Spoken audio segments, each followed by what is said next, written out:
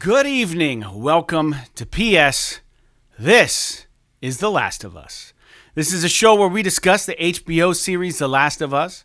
It's the craze right now in America and probably other countries as well. So each week, we'll be giving our opinions, criticisms, and having discussions of every episode in the series.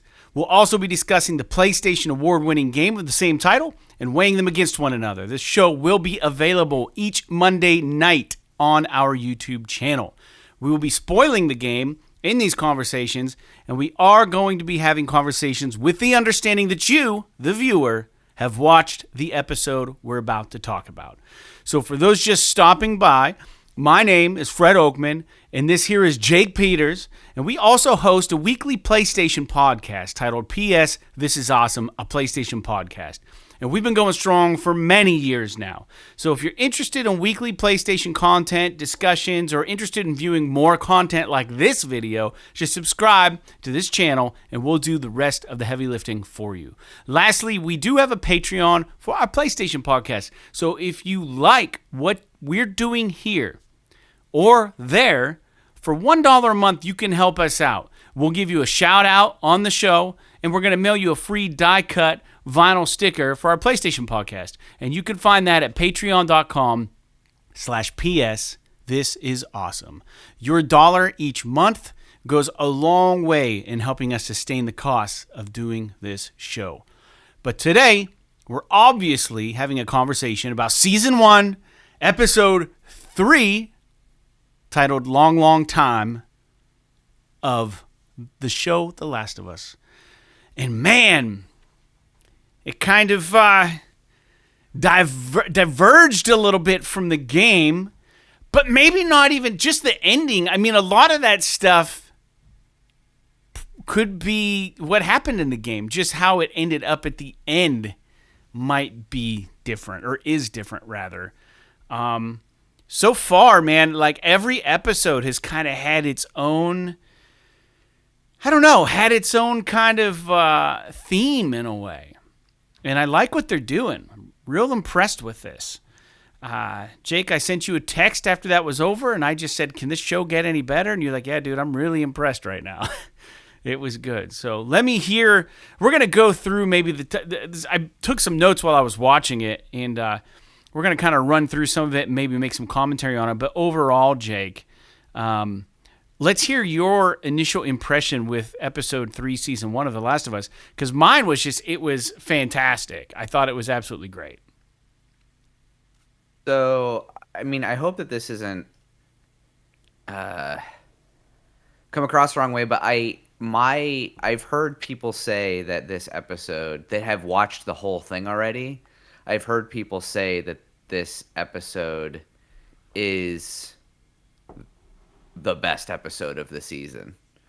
And that doesn't mean that the rest of them are bad or anything like that. It's just that a lot of people, I think, really gravitated towards this episode, and for good reason. It's amazing. I was telling Sarah earlier, my wife, that this is quite possibly the best episode of television I've seen in a long time. Yeah. And just to kind of dogpile on what you were saying earlier, this completely changes an entire segment of the game, story-wise. Basically, the only thing that's the same between the game and the TV show, with regard to, if you've played the game, we're talking about the Billstown segment, which is basically the entirety of what Episode 3 of the TV show is about. Right. And the entirety of the episode of the TV show is a flashback, and it's a story about Bill and Frank. Whereas, like, in the game, it's all about Joel and Ellie getting through Bill's town, and you just kind of understand that Bill had a lover named Frank. And, Bill's there a little bit, and he helps you get out of town or whatever. And what I think is awesome, just from a high level, what I think is amazing about this, and I hope that they continue this trend, is I feel like Druckmann and Mason, what they did is they used the TV show to kind of tell us things that we kind of wanted to know about when we were playing the games. You know what I mean? Like everybody, I don't know about you, but like when I played the game, when we got through Billstown, I was kind of wondering like what was Bill and Frank's relationship like before this falling out that they had. I mean, I assumed that they were partners. I assumed that they loved one another. I assumed that they had a relationship. But in the game, they end differently. But tacking on to what you're saying about questions, my question was, how did Joel and Bill find each other in this world? Like, how did Joel come across Billstown, right? What was that relationship like? Like, you know, and so they even compound on that a little bit too.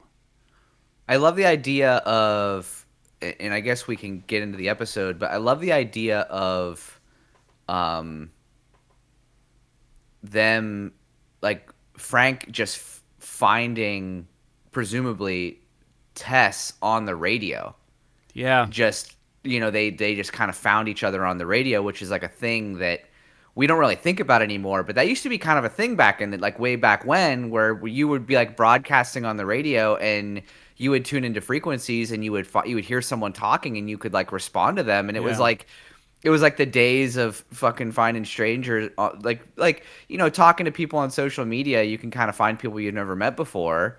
Well, or truckers like, still use like CB radios and stuff, I believe. Yeah, maybe they use something more high tech these days. I don't know. No, it's just like that actually. You know, you talk about truckers; they all talk to each other on CB bands, and a lot of these guys don't know each other, or you know, a lot of them know each other as acquaintances or whatever because they run the same routes or whatever. But it's very similar. And so in this post-apocalyptic early turn of the century, this is like 2005-ish, you know, they are doing this radio communication because there's no internet and stuff. The freaking infrastructure is down. And they meet them, and I don't know. I mean, maybe we should just jump into the episode in order because I love like everything about how it just develops, like Frank and his relationship with Bill, and, it's really good how they get into. Should we maybe disclose, because we already gave the spoiler that we're going to talk about the game that this segment is associated with. The major difference, and we'll come around full circle at the end of this podcast, but the major difference is in the game, like Jake was saying, like you were saying, essentially what happens is Joel and Ellie are trying to navigate through Billstown.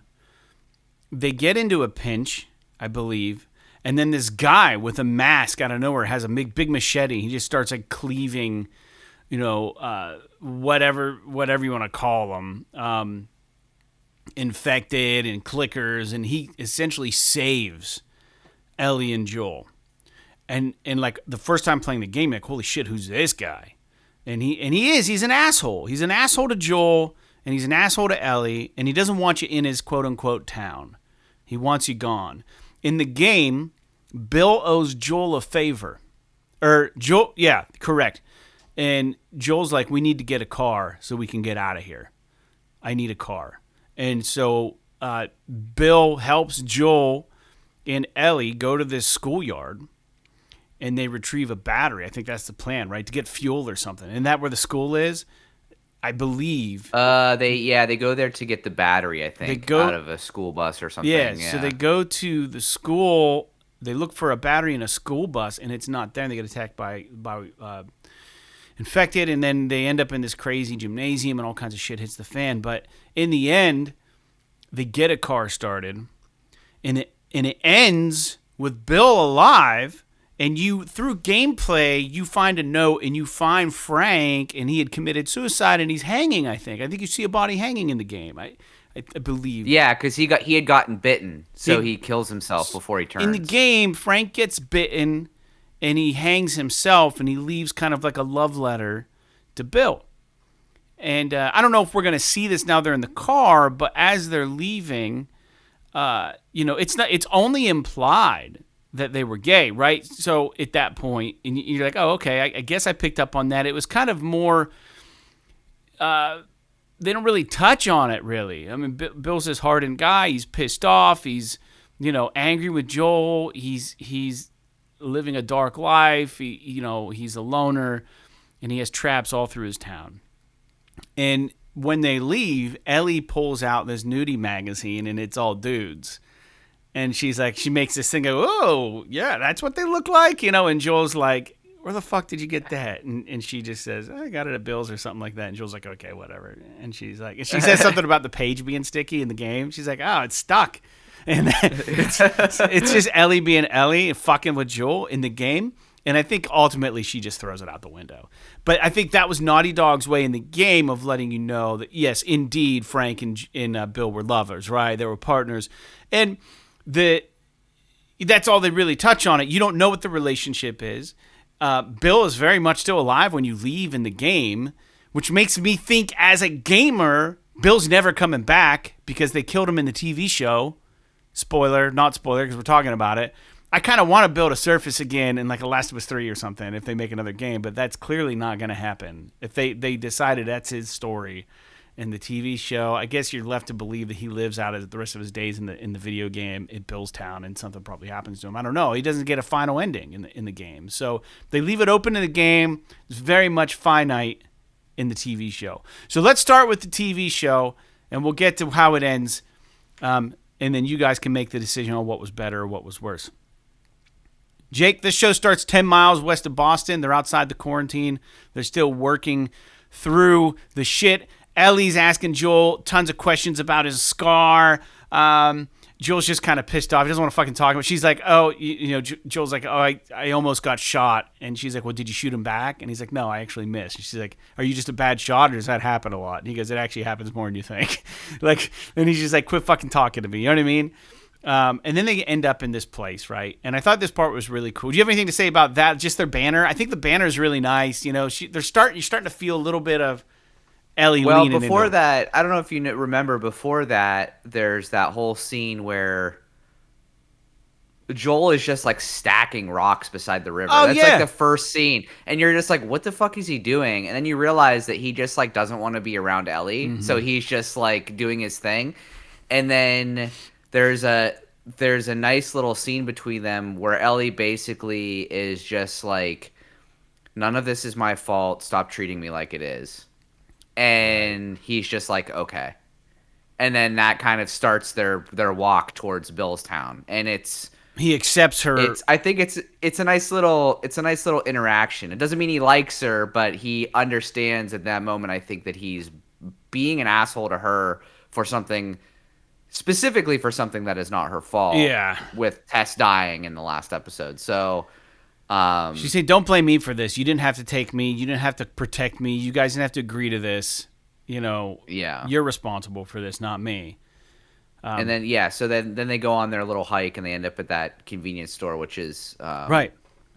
An interesting part. I thought in something that Sarah and I both kind of exclaimed about in the TV show that I thought was really cool is they stop at this convenience store to like find this stash that Tess and Joel had left there, and it's been years, so Joel's trying to find it and he can't remember where he put it. Ellie gives him shit. She's like, you don't know where you put it? And he goes, I'm honing in on it. And it's like dialing in on where it's at.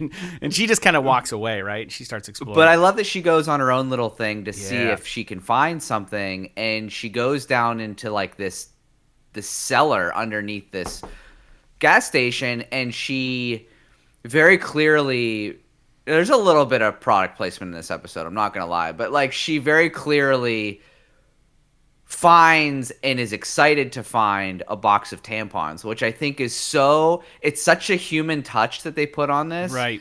That like, you would think about like being a woman in this type of world and not having easy access to those types of just care products that you would need, and Sarah was like, oh, that's a really good point. Like, it's kind of cool that it's not like they're not rubbing it in your face, but they like kind of it's just a little touch, like a little detail that they added that I thought was very, very very thoughtful. Supplies are limited, and the things that we take for granted in the world we know right now, we may not even be thinking about, right? Simple things like that. Probably like soap, even soap, right? And they harken back to this too later when we talk about Bill and Frank, just about the amenities of just having running water, right? Just how nice that must be. Like, you don't think about these things. We take a lot for granted. We really should, a lot of us really are in a situation where we probably don't really want for much, or we shouldn't want for much, because it grounds us in our everyday life in a way. Like, man, we are very fortunate. Not all of us, but a lot of us are very fortunate that we have these things. But they definitely don't have these comforts, these creature comforts in the Last of Us world. Yeah, so what's weird, though, is when she's down there, Jake, she hears a clicker or an infected, right? And it's like got rubble piled on it. And she's instantly just curious, and she goes up to it. She had a fucking serial killer moment, man. Like, it was pretty weird. She pulls out her knife, and she just kind of cuts and watches, like cuts a line in its face, and she's just watching, and then she just stabs it in the head and kills it. And it's like, it harkens back to episode 1 when Joel was bludgeoning the shit out of that dude, punching him with his fist. Like, she's in the background, the lightning storming, and she just looks like she's attracted to this fucking violence. And I think that she is kind of serial killer, dude. Like, she's got some weird, violent tendencies that we have yet to see. We'll have to see how it plays out, but they may be planting some seeds for season 2. Yeah. You know what I mean? Like, because, not to try and spoiler, we're not going to talk about the second game, but like, Ellie gets fucking dark in the second game. And so I think that this could be partially them working that a little bit, and it might also partially be her kind of emulating Joel a little bit, because she's never had like a figure in her life that was this sort of in tune with the violence of the world and like being a survivor, and someone who quite obviously has like mastered the world in his own way. You know what I mean? Like, right. He survives through sheer violence and just like lack of he doesn't hesitate. And I think that part of this is her just sort of emulating that and wanting to be kind of that, especially because I'm sure we're going to get into the stuff that happened with Riley, and like, this is all, I think a lot of this might be her just like coping with the things that she's been thrust into. Sure. But I do agree with you that like her interaction with that clicker is very off-putting. It's troubling in terms of like the way that she just like sits there and just emotionless, cold, just slices his head open, and then after it doesn't react, she stabs it and kills it, which is like, maybe they're foreshadowing sort of like her contribution to combat later in the season. Yeah, I don't know. She's gonna be scrappy, I'll tell you that. You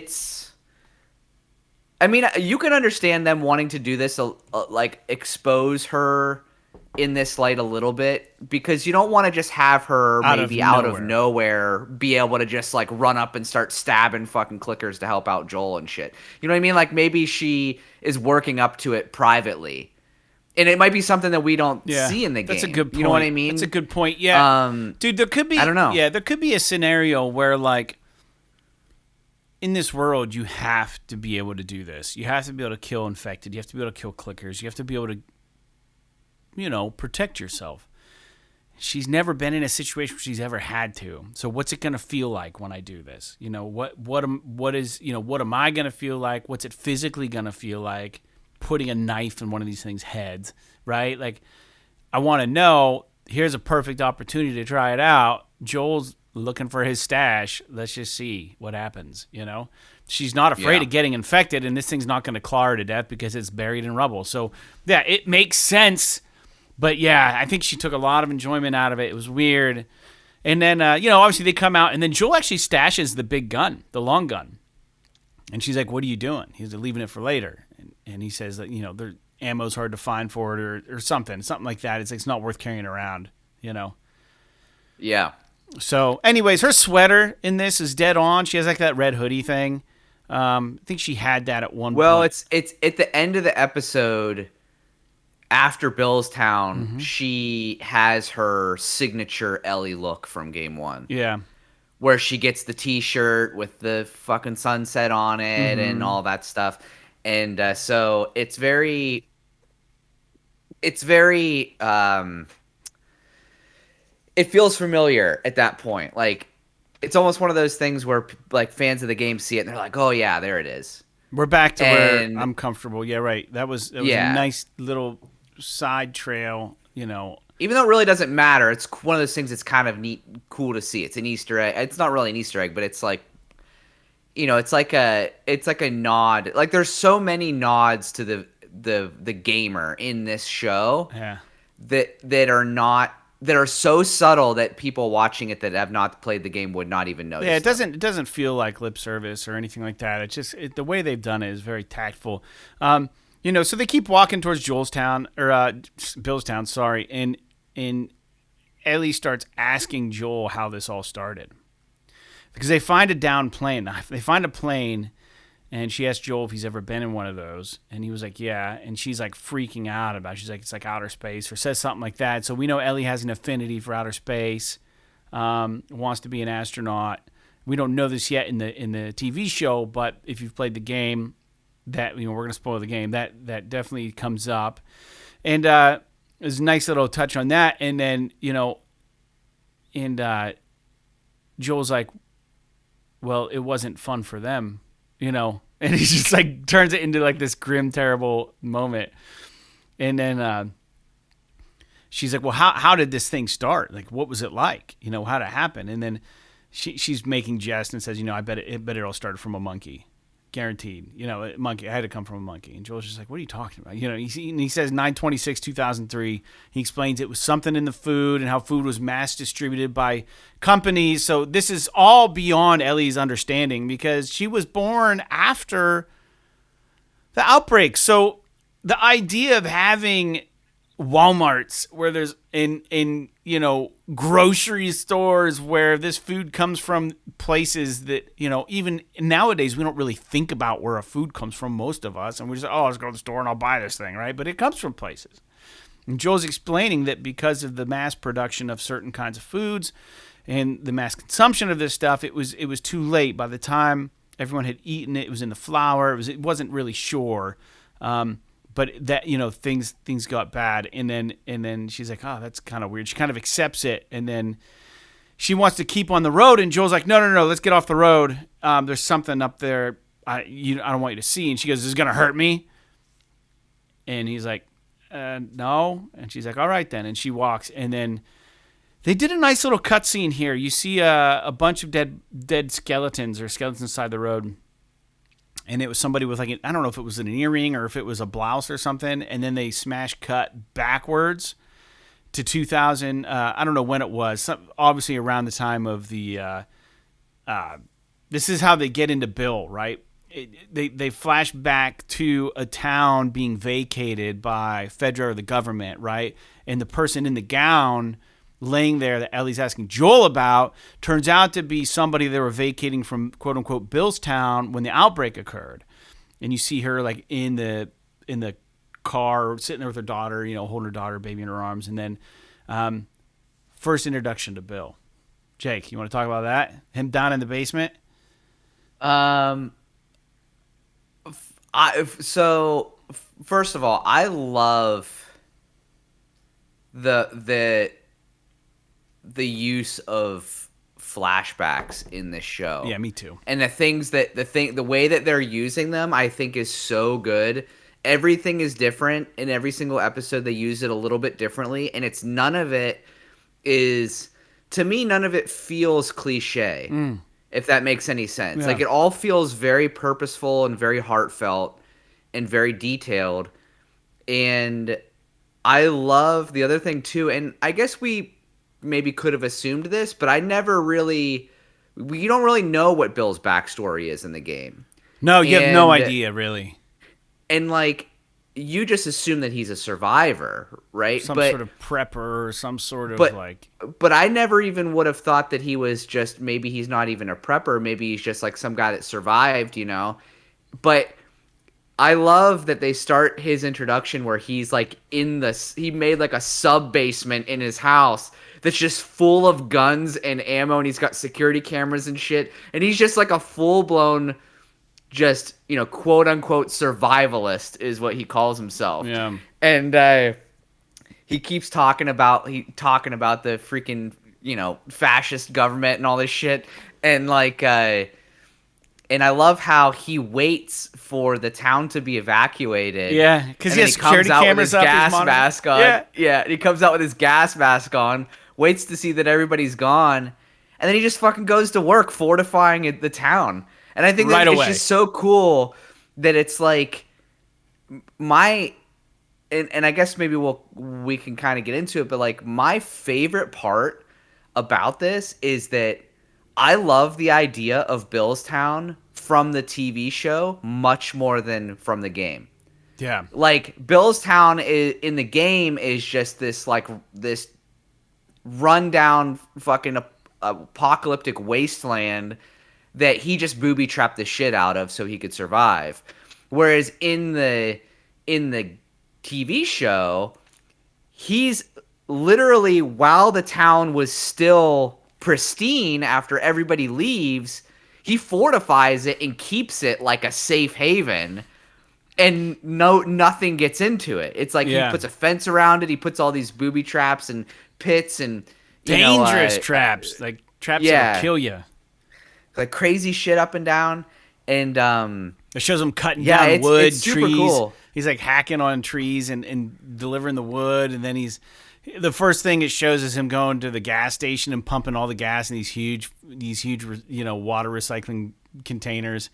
And he's just like, he goes preserving. and he like turns on he goes to the local not the refinery, but like the natural gas depot, and like breaks in and turns on the natural gas, so he still has gas at his house. Yeah. And he has a big generator, so he has like electricity and hot water and all this shit. Like, he Starts a makes, garden. Yeah, right. yeah, he like starts like a fully He's got a farm. like a fully functional, self-sustained place where he's just seemingly gonna live by himself forever. And I love how he's just like seemingly so content to be on his own. Yeah. He's like, he like makes himself these fancy like steak dinners and shit, and he's like sitting there and he hears an alarm and he like turns on his like his like security camera and watches a zombie like get its head blown off by one of his traps, and he just like kind of chuckles about it and goes back about his day. Like, it's just so Impressed with it's his so work, cool. right? Yeah, he's just impressed with yeah, himself. and it's not even so much that like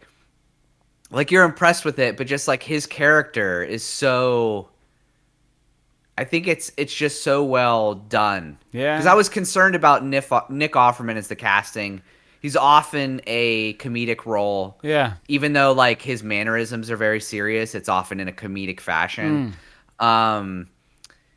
Yeah, so it was very, very cool to see him cast as this character, and the things that they did and the way that they did it and the way that they decided to construct Billstown. Rather than being this like sprawling town, it's just this like little small country town that he basically closes the whole thing in. It's like his own private street with his own store and his own this and that. And He's got a car. Yeah, He's got a truck. it's great. Yeah.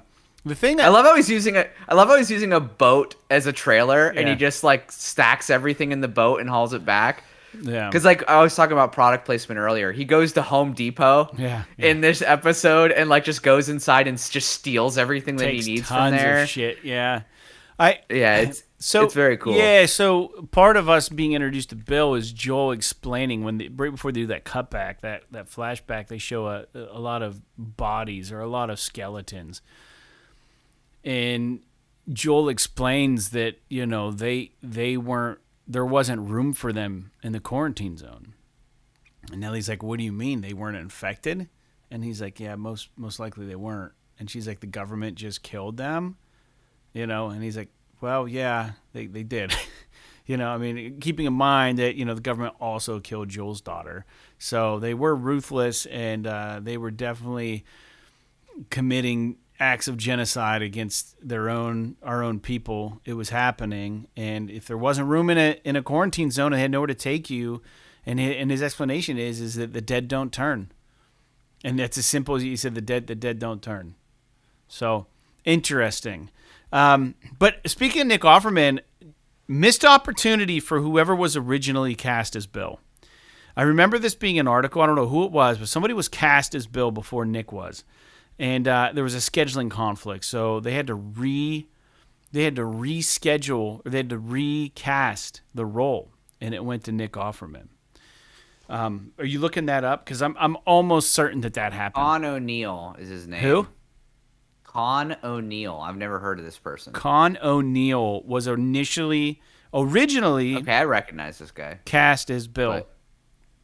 I think Nick Offerman did a really good job. Yeah, I just wanted to at least point that little trivia fact out. It wasn't always Nick for the casting; it was this other dude. But there was a scheduling conflict, and Nick stepped up. And man, how nice to see an actor get an opportunity to shine too. You know what I mean? Do something a little bit different, a little out of their wheelhouse. It's not a comedic role whatsoever. It's got its moments, I think, but I thought he did a good job.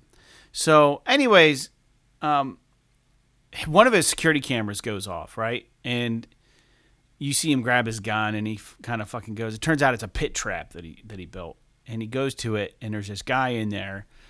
And he's being really kind, and he's like, before he even gets to the pit, he goes, "Are you armed? Do you have a weapon?" And the guy's like, "No," but he hesitates. He's like, "No," and he was like, "Why'd you hesitate?" And he goes, "Well, I thought about maybe lying, but probably because he didn't want to get killed himself. If you say I have a weapon, then maybe you're not going to get shot at, right? Maybe the guy's going to stay away from you, and he'll find a way to get out of the hole." And he's like, "Yeah, but I couldn't think of anything else to follow that up with." And Bill's like, "Okay, all right." And then he leans over and looks at him, and then he asks him where he's going and all that stuff, and he tells him to Boston or whatever, and he's like, "It's that way, you can go." And then he gives him a ladder. He gets up and then tests him with the virus checker, and it turns out this is Frank, who Bill catches in a pit trap. And Frank's like, "Where the hell did you get that?" Like, Bill has everything. This is how we know that Bill has just got it all. He has the virus checker, and he checks him, and Frank is clean. And anyways, they stand there, and then Frank kind of says, he's real hungry, and the Bill's like, "No, I can't. You're just gonna go to Boston. I can't help you because you're gonna tell every other person that I helped you, and they're gonna come fucking knocking, and I don't want them in my town." And he's like, "I promise I won't." And they make some sort of Arby's joke, which is more product placement, probably saying Arby's specifically. Yeah. Frank says something like, or Bill says something like, "This isn't an Arby's where you can come get a meal free for lunch free lunch." And then Frank was like, "Arby's never gave free lunch." And anyway, so he lets him come over, right? He lets him come over. I mean, we don't probably need to. But that's how they meet, right? The whole episode, but right. It's very. I just, they meet, and they're from the beginning. You can tell that they're vastly different personalities. Yeah. And I love the idea of Bill. You can tell that he wants, his instincts are telling him to turn this guy away, but at the same time, you can kind of tell that he wants the human interaction a little bit. Yeah. And this is 2007. There's something, right? Yeah, there's something about, because this is, I guess, 4 years after the outbreak, and so there's something that is attracting him to this man to let him come over for lunch. Yeah. And I like how Bill invites him into his home and not only offers him lunch, but allows him to take a hot shower too. And this goes back to what you were talking about earlier about how things get taken for granted by us, where it's like when Frank is in the shower, Bill drops off some clothes and he's like, "Hey, um, I brought you some clothes." And Frank asks if he could stay in there a little bit longer. He just talks about how amazing it is. And I can't imagine like being in this world, A hot shower. and just like what would like a hot shower, like to me a hot shower after a long day of work is fucking amazing. I can't imagine getting a hot shower when you haven't seen a bath in fucking weeks because you've been chasing or like fighting off zombies and shit like that. Infected and clickers. Like, yeah, right. not to mention Bill makes him like this gourmet fucking rabbit meal with like a fancy wine to go with it and all this stuff. And because like we said earlier, like Bill fortified this town, so the town is pristine. His house is pristine. Right. He's still got like all of the amenities that you would normally expect. So he's like cooking with a full kitchen. And it all this turns out shit, he's a and great cook and he knows his wine, right? He's a man of Yeah. good taste. So And I love that. I love there's like these there's like these moments where it's almost like Bill either doesn't know he's gay or he's like pushing it away a little bit, maybe Yeah. because he doesn't want, because like but like Frank just knows, like he just understands, Right. and he's like makes a comment about pairing rabbit with this particular type of wine. right, yeah. And Bill's like, yeah, I don't seem the type, and Bill just makes a comment like, yeah, you do. Right. And right. it's just like, okay, well, something's clearly going on here. But I love that their relationship is forged very quickly. Obviously, they have to do this because of TV. But like, I love the moment with the piano where Oh yeah. Frank like sits down and he like looks through all the music. He's like, this isn't you, this isn't you, this isn't you. And he finds this Linda Ronstadt song and he starts playing it and just singing it terribly. And he's like not very good at playing it, but he's playing it Yeah. to the music or whatever. And Bill's just like basically just like, get the fuck off the piano. And Frank asks him to play, and it's just so cool like seeing not only I don't imagine that Nick Offerman was playing the piano, but he sang that song, and the contrast between the way that Frank was doing it, which was very like upbeat and sort of off key to the point where I didn't recognize the song. Yeah, neither did I. And then when Bill starts playing it and it's slower and it's more heartfelt and he sings it a little bit softer, I'm like, oh, this is that fucking song. Yeah. And then there's just this touching moment between the two of them, and you can see how much that closeness, that intimacy means to both of them in this world, in the way that they both are just kind of like, Frank just almost kind of starts crying like as Bill is playing the Right, song. right. And they have this moment, and then obviously it culminates in them getting together in every sense. And it's just, I think that they did a very good job of building this relationship very quickly, but not making it seem like forced. It wasn't unearned, right? Yeah. You know what I mean? Yeah. Like the way that they presented it to you makes you immediately understand that these people were maybe magnetized to each other because of a lack of companionship and a lack of intimacy in this insane world that they've been thrust into.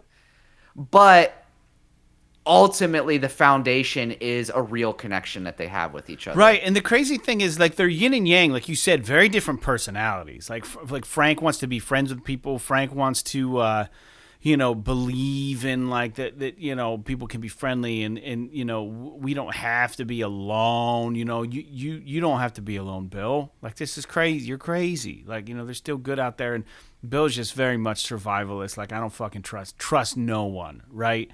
So the fact that Frank found a way into Bill's, I guess, into his world, and weaseled himself in there through just being a good dude and being upfront and honest with him, and not bullshitting Bill at all, being completely on every single thing that every interaction that Frank and Bill have with one another. There's nothing but honesty. I've noticed that. Like, none of them, except for the very, very, very end, where Bill pulls a fast one. But I think all of their interactions were very genuine, and it does. Yeah, it's one of those things where the reason why I mentioned earlier that I like this rendition of Bill's story more than that from the game, and they comment on this in the sort of breakdown after the episode, where Neil says that they had kind of a hard and fast rule where they would come up with a differing kind of view on the world when they make the TV show. Story branch or something. If it's better, they'll use it. If it's the same or worse, they stick with the game. Yeah. That's their kind of mantra. And this was one of those scenarios where they decided that what they came up with is better than the game. And I have to agree with them.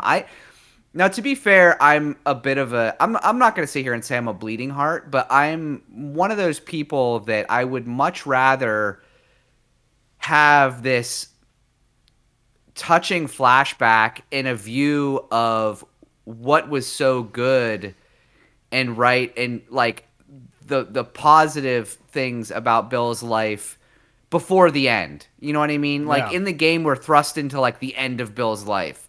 We don't actually see anything that happens to Bill or whatever, but like Bill is he's just sour and he's salty, and the world has ground him down, and he's just a guy who's using his last shred of humanity to just get Joel and Ellie the fuck out of his town.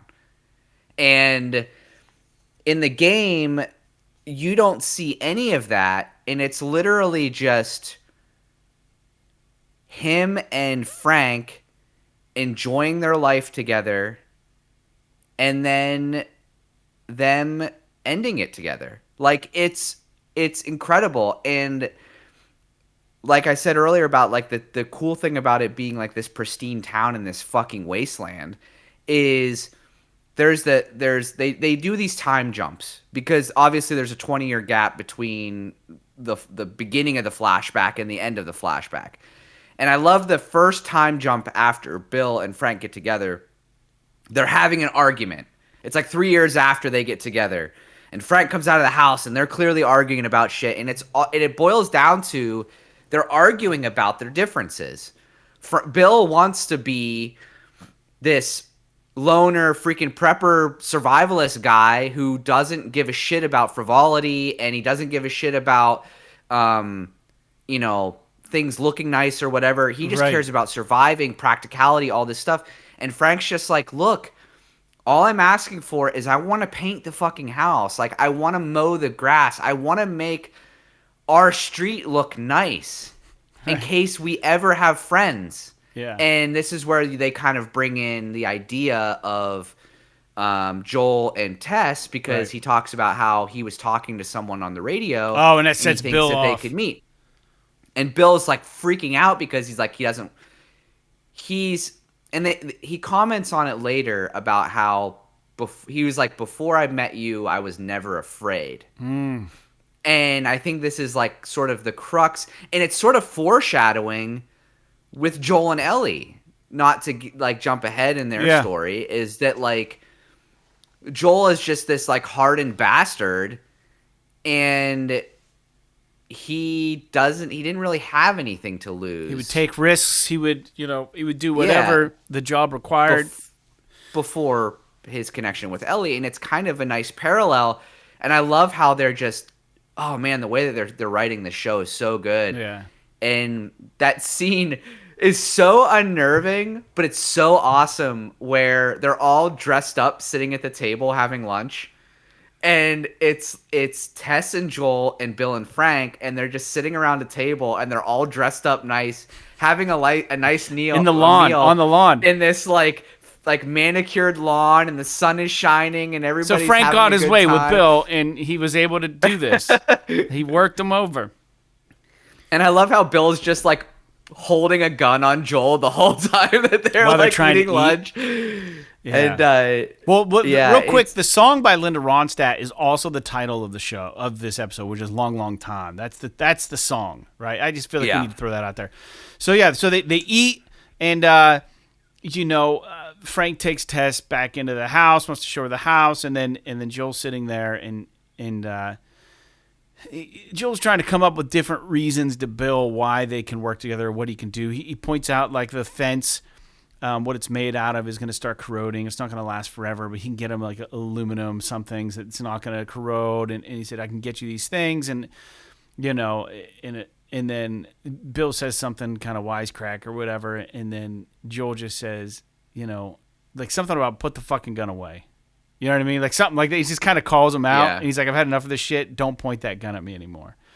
Yeah. And Bill puts it away. And, and that's kind of how their relationship starts. And as they're getting ready to leave, you can tell Bill's not happy with the situation, but Frank is kind of explaining to Tess that the 80s is trouble. So, like, the radio signals, that's where it stems from. It was Frank's idea, this code with the radios, which is interesting, which makes me think that Joel and Tess and Bill and Frank were probably honestly pretty close. They knew each other pretty well. Yeah. So, and there's and I'll save it for later, but there's something about the radio that I found really interesting. And when they're leaving, they do a very good job of doing this like short-term foreshadowing. yeah. And like I love how it's like a domino effect in the way that the show is written. Like when Joel and Tess are leaving after they first meet, Joel is like, basically, he was like, hey, you've got a great thing going on here, but it's only a matter of time before raiders try to take you down. Yeah. They're going to try and break in here and steal all your shit, blah, blah, blah, blah, blah. And like the very next thing is raiders attacking in the middle of the night. 2013, smash cut to 2013. It's nighttime. You can see that the fence has been corroded a little bit, and now it's boxed in by all these cars that Bill found and stacked up around the fence line. At first they're jogging a little bit, so it shows this. It shows like a Frank starts some sort of strawberry patch and stuff. But hunters find the town, and this is what Jake's saying. Like, it's the middle of the night. Alarms start going off. Things start making noise. I think there's an explosion. Frank wakes up and he's like, Bill. He grabs a gun. He's like, Bill, what? We're getting attacked or something's going on. And he steps out of the front door and you just see this silhouette of a guy with a fucking gun with a mask on, just unloading into the flames of the yonder, like beyond the fence. And he's just like, I don't know if he's shooting buckshot, or if it's a hunting. It's got to be a hunting rifle, I'd imagine. He's just shooting one after the next. And, Frank goes out and he sees that Bill's shot, right? And Frank actually takes him back into the house. And then Bill's like, don't turn off the gas. Whatever, blah, blah, blah, doesn't get, the rest will burn or something like that. And he's just so confident his perimeter's just going to take these fuckers out. In the meantime, you as the viewer don't know, does Bill die? Like, I was thinking they might kill Bill in this and let That's Frank honestly live. what I thought too. I thought they were gonna, because this episode was already a curveball for the viewer, so that played the game. So I thought for a second, oh, is this gonna be like, are we gonna go back to Joel and Ellie now? Like, is this the end? Is this how it happens? Like, is Bill dead? And they're gonna show up and Frank's gonna be there, but no Bill. But yeah. So the interesting thing is, so Frank patches Bill up, and Bill's like, I don't think I'm gonna make it, and he goes, call Joel, he'll take care of you. Like, Joel will take care of you. Like, I'm not gonna make it through this. So Bill's pretty sure he's done. And then wham bam, 2023, present day. Like 10 years later, right? It's like another 10 years go by. And they're both alive. And you're like, wow, I like these short little snippets. It's like you're living their life with them, right? You're experiencing. They both look older. He's got gray in his beard. Frank looks worse for wear. Like he's in a wheelchair and he's painting. He's sick. Bill's now alive, taking care of Frank, which is the opposite of where he just came from, where Frank was taking care of Bill. These two people lean on another for survival. They're helping one another. They're for each other. And Frank is now on medication that he's probably getting from Joel and Tess. And so I don't know if you thought about this at all, Yeah. but like it's very clear. I don't know if they're trying to imply that, if they're implying that Frank has like ALS or something, Right. Because I like wasn't sure. you can see that like Frank is having trouble with his motor skills. He's struggling to paint. Like he needs He Bill to can't help walk. him. He's in a He's wheelchair. drinking out of a straw. Like he's having trouble drinking his glass of wine. Yeah. Like they both clearly like age a lot in those 10 years. Yeah. Like they look like they're in their 50s, mid 50s, 60s. 60s. Whenever that, like at the end of this, like they're both moving pretty hard. They're both pretty gray. Frank very clearly has like some liver spots on his face and stuff. And But you figure and, if they're like, 40 when the outbreak happens, late 30s, it early seems 40s. like they're older than that, man. I mean, they're both gray. Like, well, at least Frank is gray. Yeah, they're probably in their 60s when they and meet. in present day in the TV shows. Yeah, you're right. So, it's very interesting, and I just love this idea that Frank's just like, I'm done, I can't do it anymore. I Yeah. want to have one last day, just the two of us, and then I want you to smash up all these fucking pills, put them in my wine, and let me go out on my own terms. Right, you take Long me to story bed and short, that's it. I can die in your arms. Yeah, right. Yeah, so they do this just really touching scene where it's just this whole day. They're going to get spend married too. That was together. their part of the plan, right? Yeah, they give each other wedding rings. They say the words. They go, they have a nice dinner. They have a nice walk outside and everything. And then this is kind of like what you were talking about earlier with the switcheroo, where I was like shocked. This is like the second thing that kind of shocked me about the way that they went As with a the story, viewer, yeah. was just that like so they have dinner, they have some wine, and then Bill brings out another bottle of wine, fills a glass for Frank, crushes up a bunch of pills, dumps them in there, mixes it up, and gives it to them, and then pours his own glass of wine. And Frank's like, is this going to be enough? And Bill's like, oh yeah, it's enough. Yeah, and then they both down their glasses, and Frank looks at the bottle, sees that it was already open. Bill didn't open it when he came out. And he was like, "Oh, you put some in the bottle, didn't you?" And he was like something like, "Enough to kill the horse" or something Enough like to kill that. a horse or something. Yeah, right. Yeah. Yeah, and then they just have this like one last touching moment where Frank is just like, "I want to be mad at you, but I can't." And Bill is just like, "I'm satisfied. I'm ready to go. Let's go together." And then they presumably like he helps. Like the last scene of them is Bill just wheeling them to the bedroom so that they can go essentially just die together. Right. And it's just, I'm not gonna lie, like this episode got me pretty emotional. Like Yeah. I wasn't like bawling or anything, but it was one of those things where they just don't, like, it's not very often you see TV like write stuff like this. Yeah, it's so good. And I don't know. It is just amazing. And I don't know if you have any, before we cut back to Joel and Ellie, I don't know if you have any comments about like Bill and Frank's last moments, but I don't know, man. I'm just so enamored with the way that they painted their relationship just from start to finish. I thought it was brilliant. We saw a turn from Bill at the beginning, just being this tough, bullheaded dude. No one's coming to his town, to I'm a survivor, which the opposite of a survivor is someone who kills themselves. Frank found his way into Bill's heart to get him essentially to die with him. That's how much they were in love. And that's crazy. He has that one line that is so awesome. He's said something like along the lines of like, "I'm satisfied." He says, "You were my purpose." Yeah. And then that's just like the last thing, and then they kind of go to bed and fucking die. Like it's so Last of Us, touching. dude. It's so The Last of Us.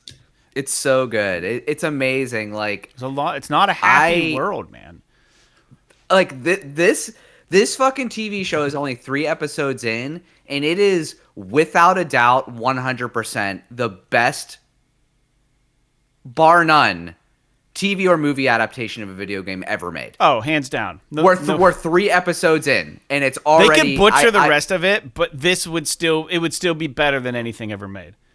Yeah, you could literally honestly say video game you could just adaptations. you could even just single out this episode and say if the rest of the season is shit, this episode is just of something that takes place in a video game universe. Nothing has been written that is better than this. Yeah. And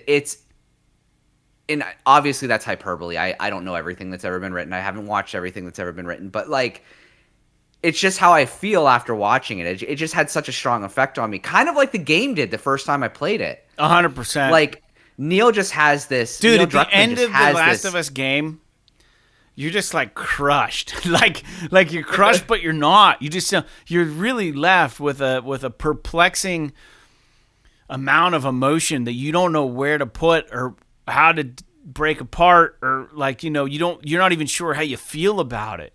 It's a lot of emotions at once, and that's what Neil does. And then you're going there like he doesn't just throw one emotion at you.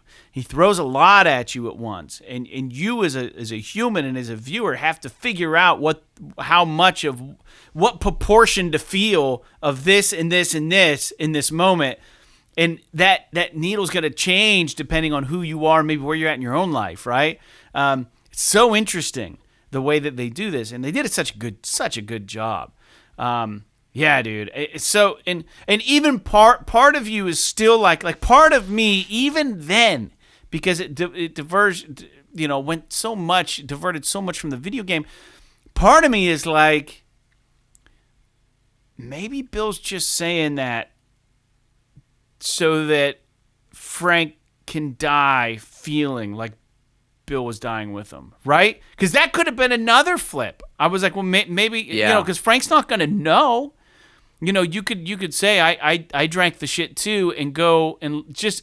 There's some solidarity, I think, in going out with somebody. You know what I mean? Yeah. Someone that you love, and to give him that little bit of peace of mind. I was thinking, well, maybe he's just feeding him line here at the end, and he did this just so he can convince him, and give Frank what he essentially, needs or wants in that moment, even though he said he didn't approve of it. But no, we find out that is not what happened. They definitely both drank it. So Joel and Ellie eventually show up.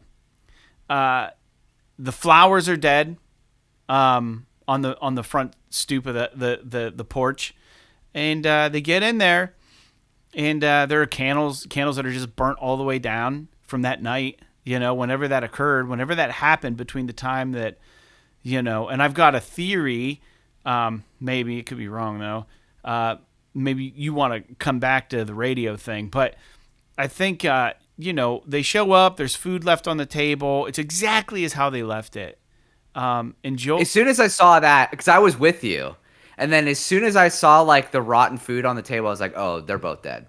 Like, there's no way it's not unless Bill, like, left or something. Right. You know what I mean? Like, it's pretty interesting. But, yeah, I mean... I don't know, man. That whole thing where... Essentially, Joel's looking around for them, and Ellie finds the love letter. Frank, and basically tells him, don't go in the bedroom. We left the window open so that it wouldn't stink up the place. Here's a key. But here's a key to the truck. Do what you got to do. Anything in the basement you can have. I didn't really like you to begin with, but I feel like I didn't even like you, but I guess this shit's yours or something like that. Yeah. And I guess he just assumed that. Tess and Joel will be stopping by at some point, right? Because that's what they do. Sure. They're mules. They bring them medicine probably for Frank, and he's probably like, well, they're going to need to know not to fucking go in the room here because we're going to kill each other. So that was thoughtful of Bill to leave Joel a note.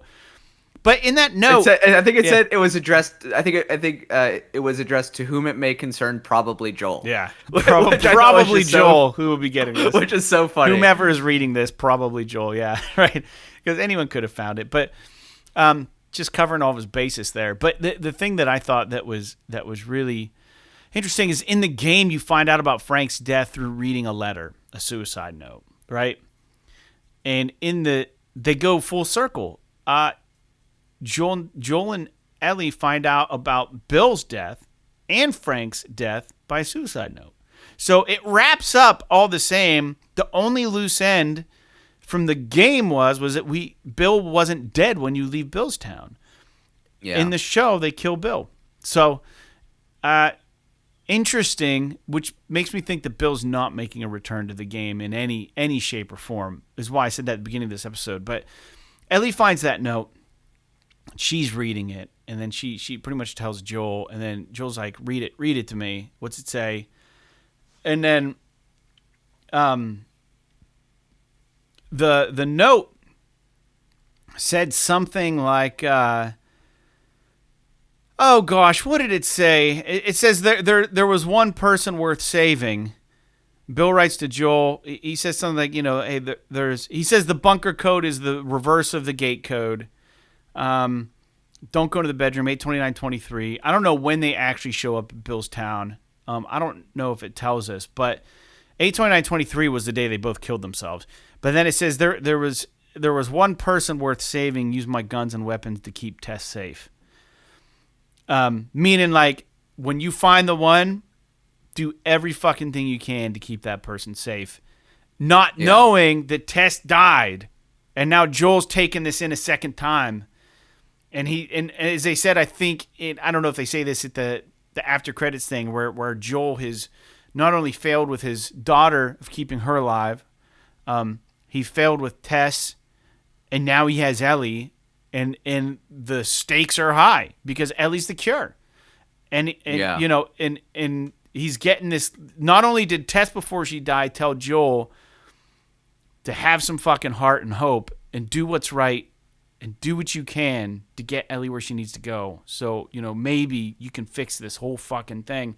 And now he gets here, and his good friend Bill and his good friend Frank both killed themselves, and they left him a note that says, don't fuck up, man. Protect the person you have to protect. But implying Tess, but he's there with Ellie. So that just adds a whole new gravity to that situation, man. I don't know. It's good. It's written well, dude. It's so good.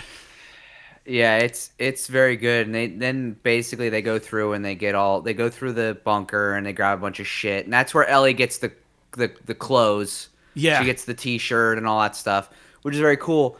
And I mean, the rest of it is kind of whatever. They get in the truck and they get going or whatever. But when they're in the bunker, the thing I was going to bring up about the radio that I thought was cool was that there's an 80s song playing, and Joel stops it, and Ellie asks him about it or whatever, and he's like, oh, if it's on a timer, if Bill doesn't reset it, it'll automatically play an 80s song because 80s means trouble, which implies that if Bill ever gets into trouble, it'll automatically start playing an 80s song so that Joel knows that something's going down. And this immediately is just like, oh, yeah, dude, they're in the fucking apartment. Yeah. And that 80s song starts playing. Very end that's when they killed themselves. Episode 1, that's right? Fucking, yeah, that's amazing. Like that they kind of thought about that. They're just like, oh, we're gonna do this shit in episode 3.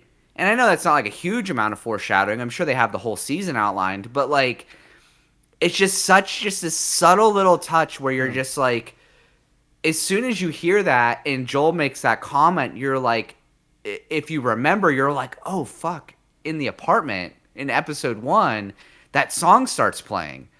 That must have been when it happened. Yeah, has to have been. been. It's so weird to think about that. How, like them in that scenario where Joel and Ellie are just bickering, and at that moment, Bill and Frank are killing themselves. It's like, it is just such a weird thing to think about. It's a really clever way of letting the viewer understand two timelines happening at the same time.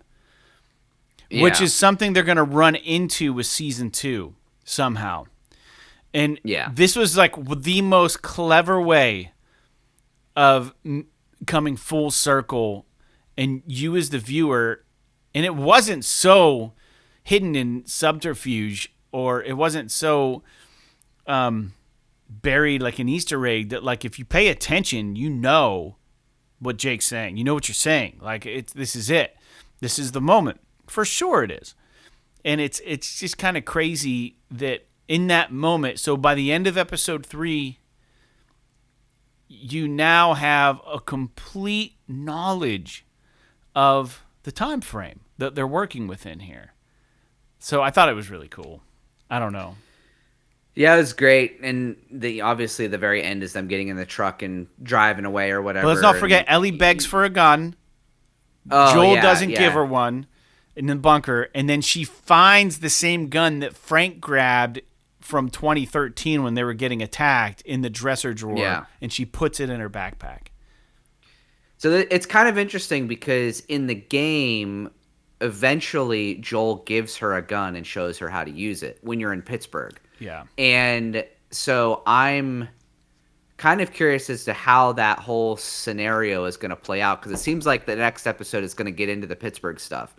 But, you know, they get in the car and they drive away, and there's a scene that's basically taken from the game where Ellie finds the mixtape, the cassette tape, puts it in, and she's going to shut it off, but Joel's like, no, leave it on. And it's the fucking Linda Ronstadt song. And it's written perfect. It's very cool. I mean, it's well. You know, it's kind of, you know, it's kind of obvious television, right, for them to do something like that. But at the same time, it's just like it's a good cap on the episode. Everything, it's like that song. If you pay attention to the lyrics and stuff, it's like the theme of the whole fucking episode. They just picked like everything just fits together so well. It's what draws Frank and Bill together for the first time. And it's also playing when Ellie and Joel leave town. So yeah, presumably to like start on their journey together. Obviously, it's not a romantic one, but it's definitely a journey of companionship, and one person who is gruff and survivalist, and another one who's more, you know, lighthearted and a little bit more carefree, and one trying to protect the other. Like, there's so many parallels between them. Dude. Obviously, the romantic angle is not there, but like, it's. I really think that this episode of the show alone improved upon my experience of The Last of Us in so many ways that it honestly is just astounding to me. Like, I don't understand how, and I don't really want to get into it, but if you are one of those people that likes to look up reviews of TV shows and stuff, you're going to see a lot of just angry bullshit on the internet about this episode. People just being homophobic and like all this crazy crap. And Sarah and I were talking about it earlier about how there's like so many of the user scores for this episode are fucking awful. Are just they? Because of people. It's like 50% people being like, this is the best episode of a TV show ever, and the other 50% being like, quit shoving your woke gayness down my throat. And it's like, bro, you don't understand what you're watching. Like, just because you're and this is kind of how I explained it to Sarah. It's like, it's not like I had to explain it to her. Like, we're on a similar wavelength where it's just like, I don't have a problem with homosexuality or anything. People do whatever they want. I don't necessarily want to watch two middle-aged dudes making out, but that doesn't mean that I wasn't incredibly touched by everything in this episode. Right. Like, I think that a lot of it just has to do with people being uncomfortable with what they're seeing. And that alone is so coincident, like, so, it's so Last of Us. Like, the Last of Us Part 2, the game was just, dude, it pushes 100% this same thing. Neil Druckmann, like, dude, I don't mean to cut you off. He has such a good fucking way of being truthful in the shit that he writes. And I don't know how much Craig was involved with this, Mazin, and I fucked his name up last episode. Sorry about that, or whenever I talked to him. It might have been the podcast, but the PlayStation podcast, but it's Craig Mazin. They hit the gamer, they hit the viewer of the show with nothing but reality. And oftentimes it takes people out of their fucking comfort zone. Not just the homosexual, the gay stuff, not that. Maybe some of that with some people, but maybe other people it's watching an innocent girl get shot and killed by the government. Maybe it's euthanasia. Maybe it's genocide. Maybe it's suicide. All of this shit happens. It's real. This shit happens in the real world, and Neil's not afraid to touch it. And it's, well, and I think what makes his writing so good is that the way that he presents it, even though it's a hard truth, it's not like gore porn. No, not at all. You know what not I mean? Even like close. it's not like fucking Game of Thrones where they're just killing people and fucking people up for the sake of for just the sake of the shock factor. Yeah, right. You know, that he presents it in a way that it's going to be a gut punch, but in a way that is so human and real that it's hard to argue with it. He wants to test. I feel like it's a test of the gamer and the viewer's humanity. It's a litmus test. How you fucking respond to this. Right? I think it is. I really think it is. I think it's some sort of fucking test. It's probably maybe not his goal, but you know, it's like the fucking shopping cart, the shopping cart test. You know, you're not going to jail if you don't put a shopping cart away. You're not, you know, all these different things. You know, you have a choice to contribute to society, or just fucking leave your garbage somewhere, right? And you can get fined for littering, but the shopping cart you can't. So they've done tests on this shit, and it's like 50% of the people will put the shopping cart back, and 50% of the people know there's no repercussions, and they'll just fucking leave it. Someone else can clean up my shit. The Last of Us is a fucking litmus test on humanity, and they touch these things, man. They touch the things, and if you're not moved by this shit in somewhat of a emotional way, and not emotional like I'm pissed off that, you know, that Nick Offerman's character is gay, right? Not that way. But if you're moved because you're touched by the humanity and the love and the relationship that they had, the characters have for one another, and just the reality, you know, dude, I'm not going to be here forever. You're not going to be here for fucking ever. You got to walk in a lifetime of these two people and enjoy, like, for an hour and 20 minutes. And it takes you from the beginning of a relationship through to the very end, and it ends in such a sad way, but also a way they both agreed to. It's really moving and compelling. And if you can't see the fucking forest from the trees, that's on you, man. But like, it frustrates me because when the makeout scene was happening, I had a text locked and loaded to send to you, and I just deleted it because I didn't want to pull you out of the show. I was gonna say, well, they're either gonna lose a lot of viewers with this, or they're gonna gain a lot of viewers with this. But like, my concern is that the closed-minded people who are watching this are just gonna be instantly somehow offended or turned off, like you're saying, and say like, don't push your fucking woke agenda on me. I'm out. Tap out. I'm not watching any more of this shit. I also love, by the way, just as a kind of final aside on that, how purposefully awkward they make it. Yeah, so good. Like, so good, man. Like it's very clear that this isn't something that Bill has experience with, even though he wants it. And it's very, very, I mean, in my opinion, you could be one of those people that thinks that gay people are going to hell. But even so, the fact, like, you should be touched by the fact that, by the love that they have for each other, even if their lifestyle is not something that you agree with. But I digress. I guess the summary of this episode is that the Last of Us television show is quite possibly the worst fucking TV show on the planet, and no one should ever watch it because it's fucking terrible. I'm kidding, obviously. We've just been doing nothing but gush about this fucking show the whole time we've been doing this episode. Dude. It's so good. I mean, even if this is the best episode of the season, I cannot see how this season doesn't end with me just being completely enamored with it. I'm just so, my confidence in them is so high right now that like literally the only negative I have in the first 3 episodes is that whole fucking makeout session in this episode 2 with Tess and the fucking zombie. Like that's the only thing where I'm just like, why did you do this? This is stupid. Yeah, let me, but everything else is perfect. Let me. I think, you want to know what the chef's kiss was on this episode?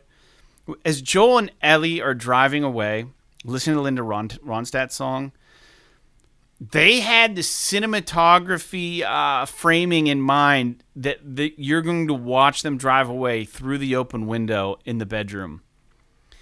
And I was just Sarah said that. She was like, that's so weird, but so cool at the same time. But the window with the curtain blowing is the title screen for the fucking Last of Us, dude.